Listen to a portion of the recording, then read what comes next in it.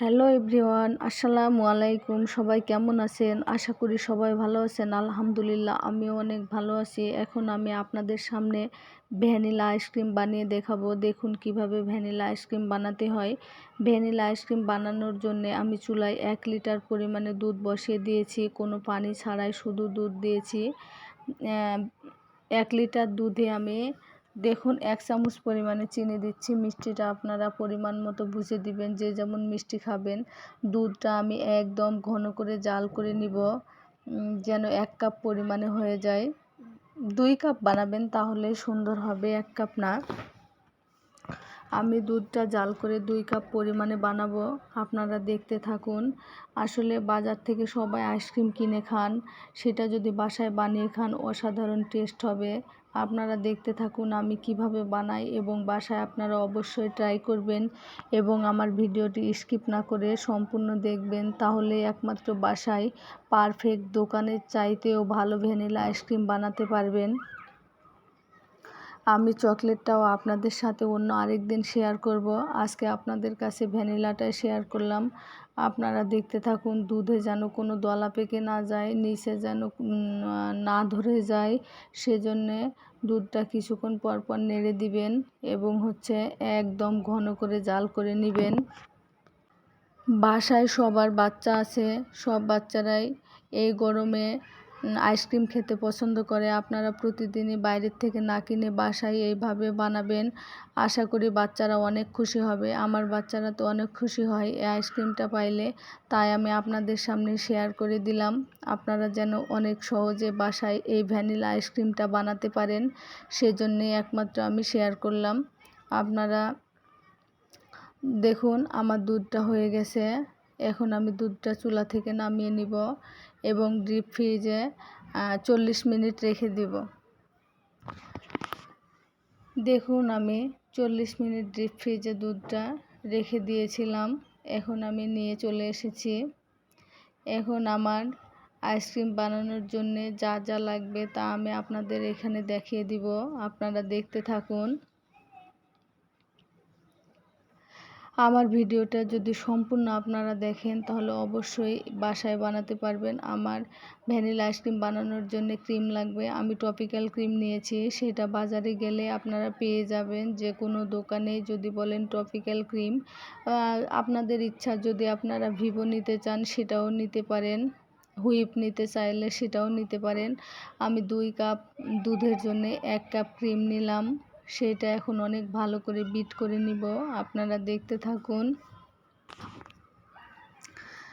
এই যে দেখুন আমি ইলেকট্রিক বিটারের সাহায্যে অনেক ভালোভাবে ক্রিমটা বিট করে নিব, এবং একদম কেকে যেই রকম আঠালো ক্রিম দেয় সেই রকম আঠালোভাবে ক্রিমটা বিট করে নিব। আপনারা দেখতে থাকুন আমি কিভাবে বিট করছি, দেখতেই পাচ্ছেন। আপনারাও এভাবে বিট করবেন। দেখুন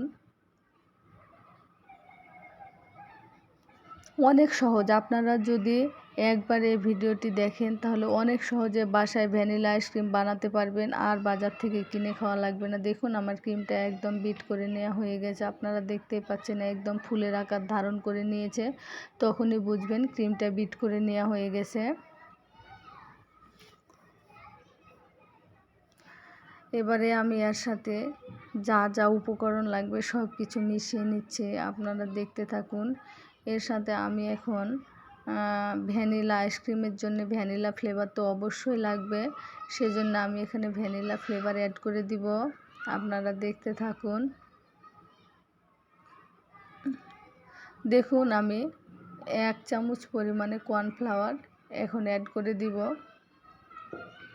দেখুন এই যে আমি যে দুধটা জাল করে রেখেছিলাম সেখান থেকে অল্প পরিমাণে দুধ নিয়েছি, এখানে কর্নফ্লাওয়ারটা গুলিয়ে নিব।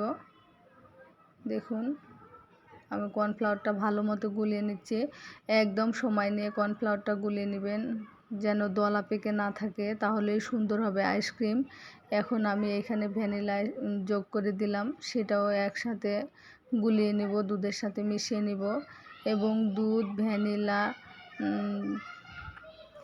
যা যা উপকরণ দিলাম সব কিছুই আমি এই ক্রিমের সাথে এখন অ্যাড করে দিব।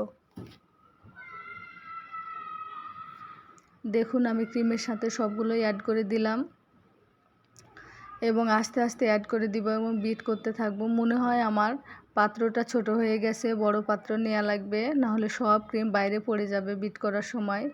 এই যে দেখুন এখনই পড়া শুরু হয়ে গেছে। তারপর আমি চেষ্টা করব এখানেই বিট করার। দেখুন আরও তো দুধ মেশানো বাকি। দেখুন আমি বড় পাত্র নিয়ে নিয়েছি, নাহলে সব ক্রিম বাইরে পড়ে যাচ্ছিল। দেখুন কেমন আঠালো হয়ে ফোম তৈরি হচ্ছে। এইভাবে ভালোভাবে আপনি সব কিছু অ্যাড করার পরে 10 মিনিট বিট করে নেবেন। আসলে কর্নফ্লাওয়ারটা দেবেন অবশ্যই, কর্নফ্লাওয়ার স্কিপ করা যাবে না। কর্নফ্লাওয়ার স্কিপ করলে আপনার আইসক্রিমটা ভালো হবে না, সেজন্য কর্নফ্লাওয়ার অবশ্যই অ্যাড করবেন। আর ভ্যানিলা তো অবশ্যই অ্যাড করবেন ফ্লেভারের জন্যে। দেখুন আমি 10 থেকে 15 মিনিট ভালোভাবে বিট করে নিয়েছি। এখন আমি একটা পাত্রে ঢেলে নিয়েছি এবং পেপার দিয়ে মুখটা বন্ধ করে দিয়েছি এবং আমি সারা রাতের মতো ডিপ ফ্রিজে রেখে দিব। সারা রাত পরে যখন জমেছিল আমি অফ ক্যামেরায় আবার বিট করে আবার রেখেছিলাম এবং তখন আমি কালার করে নিয়েছি। দেখুন আমি 3 বাটিতে রেখেছিলাম তখন। তারপরে আমি ফ্রিজ থেকে বের করে দেখাচ্ছি। দেখুন আমি তারপরের দিন আবার বিকেলবেলায় নামিয়েছি, সকালে একবার বিট করে রেখেছি, পরে আবার বিকেলে সেইটা নিয়ে এসেছি। দেখুন কি সুন্দর জমে গেছে এবং আমি কালার করেছি, কারণ আমার বাচ্চারা একটু কালারিং হলে বেশি পছন্দ করে, সেজন্য আমি কালার করে নিয়েছি। আপনারা কাছে থেকে দেখলে বুঝতেই পারছেন কি সুন্দর আইসক্রিম জমেছে, উল্টালেও পড়ে যাচ্ছে না। আপনারা অবশ্যই বাসায় ট্রাই করবেন এবং আমাকে কমেন্টে জানাবেন। আমি ভিডিওগুলো আপনাদের জন্যই বানাই এবং আমার চ্যানেলটি সাবস্ক্রাইব করে দিবেন, কারণ আমার চ্যানেলটি সাবস্ক্রাইব করলে আমি যত নতুন ভিডিও দিব সর্বপ্রথমে আপনার মোবাইলে নোটিফিকেশান যাবে এবং আপনি ভালোভাবে দেখতে পারবেন। সেজন্য অবশ্যই আমার চ্যানেলটি সাবস্ক্রাইব করবেন।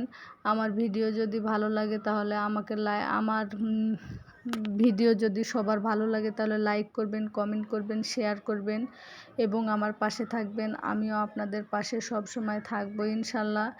দেখুন এই আইসক্রিমটা দেখে যদি আপনারা বাসায় এইভাবে ট্রাই করেন অবশ্যই সফল হবেন। এই যে দেখুন যে বাটি আপনাদের ভিডিওতে দেখাইছিলাম সেই বাটি অবশ্যই আমার বাচ্চারা খেয়ে অর্ধেক শেষ করে দিয়েছে। দেখুন কি সুন্দর জমে গেছে, দেখলেই বুঝতে পারতেছেন। এই যে দেখুন আমি আপনাদের কেটেও দেখাচ্ছি, দেখুন কি সুন্দর জমে গেছে। অর্ধেক খেয়ে ফেলেছে, তারপরে আমি আপনাদের সাথে শেয়ার করলাম, কারণ এই বাটিটাই দেখাইছিলাম। ওকে, আমার ভিডিওটি এ পর্যন্তই, ধন্যবাদ।